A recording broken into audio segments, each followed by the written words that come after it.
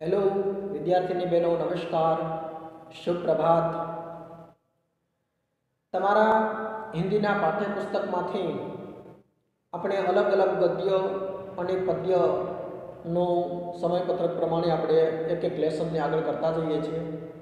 સાથે સાથે તેમાં સમાવિષ્ટ તમારા અભ્યાસક્રમમાં જે વ્યાકરણના મુદ્દાઓ ખાસ તો અને લેખનના મુદ્દાઓ, પછી કહાની હોય, પત્ર હોય, ગદ્ય લેખન હોય, એ બધા મુદ્દાઓને પણ આપણે વચ્ચે વચ્ચે લેતા જઈએ છીએ અને કોર્સને આપણે આવી રીતે આગળ કર્યો છે। આજે આપણે હવે આ બીજા સત્રની અંદર સીધા આપણે 12મા લેસન ઉપર પ્રવેશ કરીએ છીએ અને એ 12મો લેસન એટલે રાણી, પાઠનું ટાઇટલ છે રાણી અને એના લેખિકા છે, આમ તો એ બહુ મશહૂર કવિયત્રી પણ છે, મહાદેવી વર્મા। તમે હિન્દી સાહિત્યમાં આ નામ સાંભળ્યું હોય। હિન્દી સાહિત્ય આકાશમાં મહાદેવી વર્માનું બહુ મોટું નામ છે। છાયાવાદી જે કવિઓ છે એ છાયાવાદી કવિઓમાં મહાદેવી વર્માનું પણ એક બહુ મોટા 4 સ્તંભ છે: પ્રસાદ, પંત, નિરાલા અને મહાદેવી વર્મા। એમાં મહાદેવી વર્માએ પણ બહુ આગવી ઢબથી, એવી સૂઝબૂઝથી એ લેખન કાર્ય કર્યું છે અને કવિતાના ક્ષેત્રમાં તો બહુ મોટું ખેડાણ કર્યું છે, પણ ગદ્યના ક્ષેત્રમાં પણ એ કંઈ પાછા નથી રહ્યા। અહીંયા થોડાકના પરિચય ઉપર વિશેષ વાત કરી લઈએ તો हिंदी साहित्य में महादेवी वर्मा अर्थात मैं नीर भरी दुख की बदरी और तुमको नीव में ढूंढा, तुमने ही ढूंढे पीड़ा। आ कहानी एमना आ पंक्ति एमनी बहु फेमस है, बहु प्रख्यात है। ए कहने वाली सहृदय, भावुक, अत्यंत संवेदनशील और समग्र जीव सृष्टि पर अनुकंपा वर्षाने वाली करना वाली छायावादी युग की अप्रतिम रचनाकार। અને એ 4 સ્તંભોમાંનો એક સ્તંભ એટલે મહાદેવી વર્મા, જેની ચર્ચામાં આપણે છે, જેના લેખનના ઉપર ચર્ચામાં છે। અને અહીંયા જો વાત કરીએ તો ખાસ કરીને મહાદેવી धीर गंभीर दर्द और दास्तान सुनाने वाली कवित्री के रूप में पहचानी जाती है। અને મહાદેવી વર્માનું જો તમે ક્યાંય વાંચ્યું હોય, આગળ થોડું ઘણું ભણ્યા હોય 7મા 8મામાં પ્રાઇમરીમાં, તો એમણે પશુ, પક્ષી, પ્રાણી એ બધા પ્રત્યે, સમગ્ર જીવ સૃષ્ટિ પ્રત્યે એમણે અનુકંપા રાખી છે, એમણે દયા રાખી છે, એમણે સંવેદના રાખી છે અને એના ઉપર એમણે જુદા જુદા સર્જનો પણ કર્યા છે। फर्रुखाबाद, यूपी, उत्तर प्रदेश में जन्मी महादेवी वर्मा सही अर्थ में एक विदुषी और प्रगल्भा नारी है के रूप में ये समग्र जीवन जी गई। मुख्यतया महादेवी कवित्री ही रही, किंतु स्मृति की रेखाए एमनु गद्य है, स्मृति की रेखाए एमा सारा एवा गद्यनो समावेश थाय छे अने जैसी रचना के द्वारा इसके गद्यकार रेखाचित्र के रूप में ये अपनी पहचान बनाने में सफल रही है। प्रयाग महिला विद्यापीठ में प्राचार्य के स्थान पर भी बहुत अच्छा ढंग से काम किया, कुलगुरु के रूप में भी काम किया है और शिक्षा के क्षेत्र में अपने अनुपम योगदान दिया है। निहार, रश्मि, निर्जा, सांध्यगीत, दीपशिखा और अतीत के चलचित्र और स्मृति की रेखा आदि आपकी बहुत चर्चित लोकप्रिय रचनाएं हैं। અને આમ મહાદેવી વર્માએ બહુ સુંદર લેખન કાર્ય કર્યું છે અને અહીંયા જે આપણે વાત કરવી છે એ ખાસ કરીને રાણી। તમને એમ થાય કે રાણી એટલે રાણી, પણ એ રાણી એટલે રાણી નહીં। આનો જો આખો સાર તમારી સામે મૂકી દેવા મુદ્દાઓ સાથે, તો રાણી એ એક ઘોડીનું નામ છે અને મહાદેવી વર્મા એ ખાસ કરીને એ ઇન્દોરમાં રહેતા હતા અને ત્યાં તે જોઈ છે, તમે પાઠની શરૂઆતમાં તમે ખુલ્લો રાખો તમારો हिंदी टेक्स्ट, तो रियासत होने के कारण इंदौर में शानदार घोड़ों और सवारों के आधिपत्य था અને इससे अतिरिक्त अंग्रेजों के बच्चों को छोटे टट्टुओं पर सफ़ेद गद्दो અને એ ઇન્દોરમાં રહેતા હતા અને ત્યાં એમણે જોઈ છે રિયાસત એક શબ્દ તમને સમજાવી દઉં, રિયાસત એટલે રાજ્ય. આ શબ્દ યાદ રાખજો, રિયાસત એટલે રાજ્ય. અને એ ઇન્દોરમાં રહેતા હતા અને ઇન્દોરમાં એને આશ્ચર્ય થયું કે અંગ્રેજીના બાળકો એ પેલા સફેદ ટટ્ટુઓ ઉપર અને સફેદ ટટ્ટુ એટલે ગધેડા ઉપર એ બેસી અને સવારી કરતા હતા અને એ બધા નીકળે માર્ગ ઉપર, મેદાનો ઉપર, ચોપાટી ઉપર અને એ બધું જોઈ અને એની સવારી જોઈને આ મહાદેવ વર્માને જે બાલ સહજ એમને એ નવાઈ લાગતી હતી અને એને એમ થતું હતું કે બધું આ કેમ એમ. અને એ અંગ્રેજ લોકો અને એને જો આ રીતે બેસવાનો અધિકાર હોય તો અમને કેમ નહીં. પણ એનો નોકર રામાએ એના મનમાં જે પ્રશ્નો ઉદ્ભવતા હતા એ પ્રશ્નોનું સમાધાન કર્યું કે એ ખરેખર તો જે કોઈ અપરાધી છે, કોઈ ગુનેગાર છે, એ ગુનેગાર જ્યારે કોઈ એ ખોટું કરે છે તો એને સજા મળે છે ત્યારે એને ગધેડા ઉપર બેસાડવામાં આવે છે.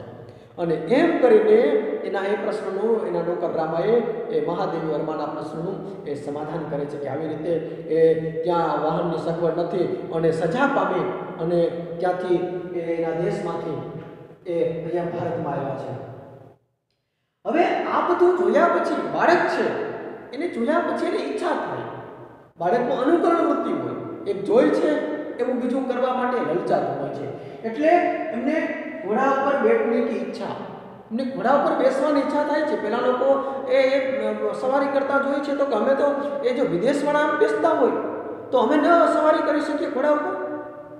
અને એને બાપુજી આગળ એ સંતાનોએ એનો પ્રસ્તાવ મૂકે છે કે બાપુજી અમે પણ આ ઘોડા ઉપર ન બેસી શકીએ, અમારી પણ ઈચ્છા છે, તમે અમારી ઈચ્છાને પૂરી કરો ને. એમ જો અમારો અધિકાર નથી, અમારો પણ અધિકાર છે ઘોડા ઉપર બેસવાનો, તો અમને આવી કંઈક વ્યવસ્થા કરી દો ને. ટૂંકમાં આવી એક જે પ્રસ્તાવના મૂકે છે ઘોડા ઉપર બેસવા માટેની અને વ્યવસ્થા કરવાની. અને બાપુજી એ માગણીને સ્વીકારવા માટે પણ તૈયાર થઈ જાય છે અને એ કહે છે કે પણ તમે સફેદ ટટ્ટુ ઉપર બેસશો?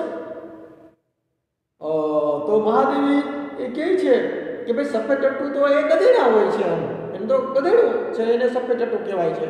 અને આમ એ પ્રશ્નોની એ વાતચીત હાલે છે અને બાળકોએ પ્રસ્તાવ મૂકે છે અને બાળકોએ ઈચ્છા વ્યક્ત કરી મહાદેવીએ સહિત. અને એના પિતાજી એ ઈચ્છાને બાળકોની પૂરી કરવા માટે તરત જ વિચારે છે અને એક સફેદ ટટ્ટુ જે ઘોડી, જે રાની ઘોડી, ઘોડીનું નામ ખરેખર તો છે તાજરાની, યાદ રાખજો, આ પ્રશ્ન પણ પરીક્ષામાં પૂછાતો હોય છે. પણ એ સૌથી વધારે એને આ રાની શબ્દ છે એ વધારે પ્રિય લાગ્યો અને વધારે એની સાથે સુગમ બની ગયો.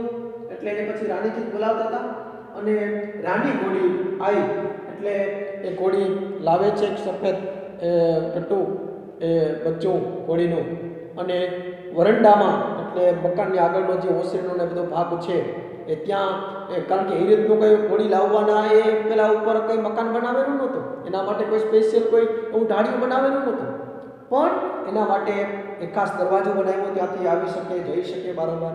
એટલે એવી રીતનું એ આખું વ્યવસ્થા કરે છે એના માટે ખાસ. અને બાળકોને પણ એના પિતાજીને કહે છે કે ભાઈ અમારા માટે કોઈ એવી કોઈ ચોક્કસ વ્યવસ્થા નહીં અને આના માટે પણ આ બધી ચોક્કસ વ્યવસ્થા કરવામાં આવે છે, વ્યવસ્થા ઊભી કરવામાં આવી. આપણા માટે દરવાજો પણ નથી કરી શક્યા, આના માટે સ્પેશિયલ દરવાજો મુકાય, આ બધું કરાય છે. અને બાળકો એના પિતાજી આગળ બધું કહે છે પણ. એટલે રાની ઘોડી આવે છે અને એની સાથે બસ બાળક છે, નાની વય છે. અને એની આવ્યા પછી બાળકોને આવા રીતે કૂતરા, બિલાડા, એના બચ્ચા સસલા, આ બધું એ ઘોડી, એ ગાયના પેલા નાના વાછરડાઓ, આ બધું બહુ ગમતું હોય. એમની સાથે બહુ એક આત્મીયતા બંધાઈ જતી હોય છે. એટલે એ ઘોડી લાવવામાં આવે છે અને એની સાથે એક આત્મીયતા ધીમે ધીમે બંધાતી જાય છે. અને રાણીના સૌંદર્યની પણ લેખકે થોડીક એક પેરેગ્રાફમાં વાત કરી છે અને તમે આગળ વાંચો એમાં એને પ્રશ્ન તરીકે પણ એ પૂછાય છે કે એનું જે સૌંદર્ય છે, રાની એક બહુ એક એનું સૌંદર્યને પણ લેખકે એક એક શબ્દોથી એનું જે એની કેશવાળી, એ કેશવાળીમાં બાળકો એમાં ફૂલ મૂકે અને એ કેશવાળીની આખી છટા, એનું આમ માખી બેસે તો આમ લપટી જાય એની દિલની કાયા, એના ઉજળા દાંત, બધું જ વર્ણન કર્યું છે. એના ઉજળા દાંત, એની ગુલાબી જીભ, આમ એ આખું એની આંખો અને ચોકલેટી આખો કલર, આખું જ વર્ણન એક પેરેગ્રાફમાં રાણીનું બાહ્ય વર્ણન છે. આ બધું એ બાહ્ય વર્ણન પણ એ તમારે પ્રશ્નના રૂપમાં આવી શકે છે.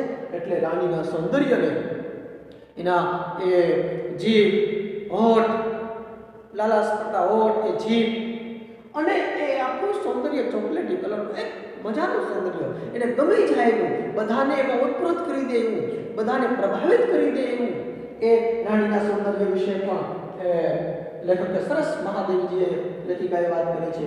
અને પછી તો રાણી એ મિત્ર બની જાય છે, કારણ કે એ પરિવારના સભ્યની જેમ ગામમાં ને આ બધું કોઈ ઘણા કૂતરા પાડતા હોય, ઘણા બિલાડી પાડે, કોઈ સસલા પાડતા હોય, ઘણા જુદા જુદા જે પ્રાણીઓનો શોખ, એમ અહીંયા ઘોડીને ખાસ બાળકોની ઈચ્છા પ્રમાણે લાવવામાં આવે અને એની સાથે મિત્રતા બની ગઈ, એની સાથે પારિવારિક નાતો ઊભો થયો. એની કેસવાડીઓમાં બાળકો ફૂલ ગૂંથવા જાય, એના ઉપર સવારી કરવાની ઈચ્છા થાય અને એની સાથે એકબીજા વિના રહી ન શકે. અને એ ઘોડી પણ એ બાળકોને એ દ્રાડીનો એક હણહણાટી કરાવીને બાળકોને નજીક બોલાવે. જો પશુમાં પણ એ સમજદારી છે, એને પણ એ કોઈ ન હોય તો એ નથી ગમતું, એટલે એ પણ એની ખાસ પ્રકારની હણહણાટી કરે અને બાળકોને નજીક બોલાવે. બાળકો નજીક આવે તો એને પણ ગમે છે, બાળકો એને બાજી પડે, એની માથે બેસે, કૂદકા મારે અને આમ આખી જ એ વાત પણ એ મિત્રતા ની વાત આવી ગઈ છે તેમાં. પછી એમને ઘોડી ઉપર સવારી કરવાની મહાદેવજીને ઈચ્છા થઈ, પણ મનમાની ભારે પડી. એ પછી એ જે ઘોડી છે રાની, એ એના ઉપર સવારી કરવાની ઈચ્છા થઈ, એટલે ખાસ કરીને બાળકોને એના ઉપર બેસે, સવારી કરે અને એ રાની ધીમે ધીમે ચાલી જાય અને બાળકોને એનો સંતોષ પણ કરાવે.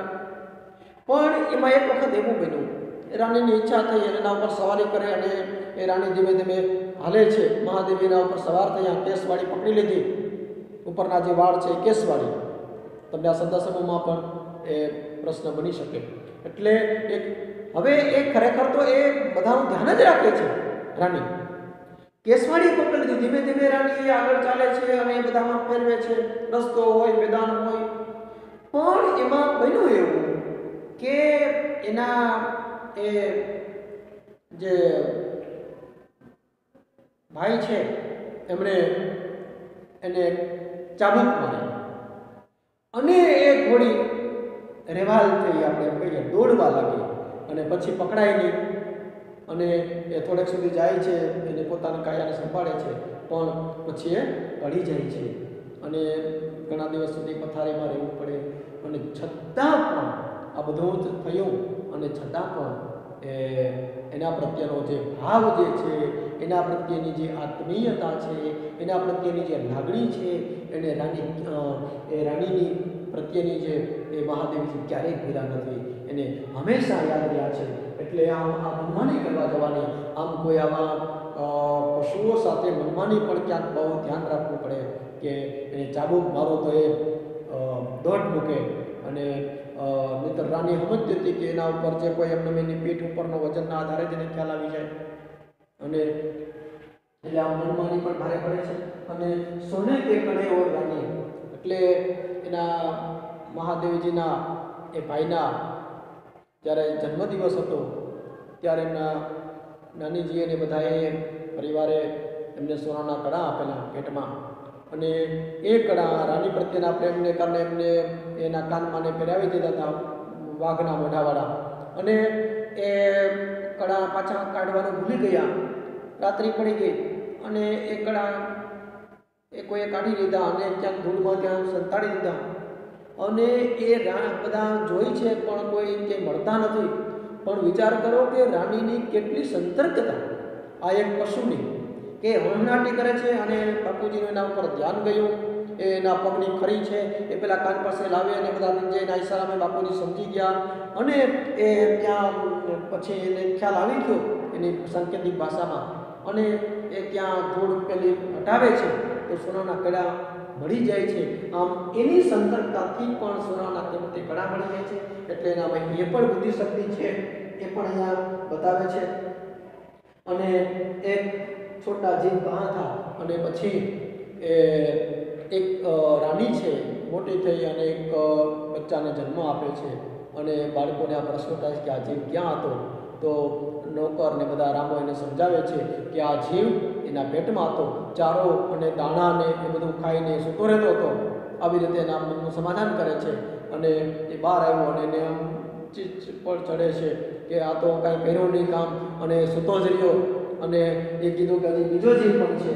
અને એ પછી તો એ બાળકો એક વિચિત્ર પ્રસ્તાવ મૂકે છે કે ચાલો તો આપણે બીજા જીવને પણ બહાર કાઢીએ. એ શાક સમારવાનું ચાકુ લઈ આવે છે અને ચાલો એનું પેટ ચીરીએ અને બીજા જીવને બહાર કાઢીએ.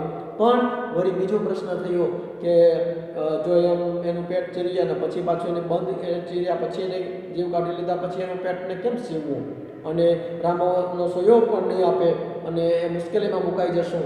એટલે એ પ્રસ્તાવને એ વિચિત્ર પ્રકારનો અબાલ સહજ પ્રસ્તાવ છે એની બાળકોની દુનિયા છે અલગારી અને પ્રસ્તાવને પડતો મૂકે છે.